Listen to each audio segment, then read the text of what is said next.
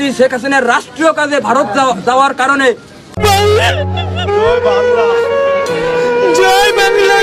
আপনারা অনেক বড় একটা ভুল কইরালছেন।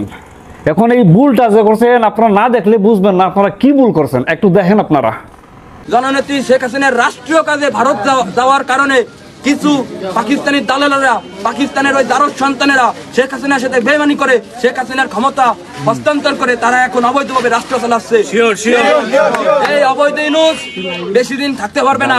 আমরা যদি গ্রাম থেকে প্রত্যন্ত অঞ্চল থেকে যদি আমরা জেগে উঠি। এখন বুঝতে পারছেন আপনারা কত বড় ধরনের একটা ভুল যে করছেন আপনারা।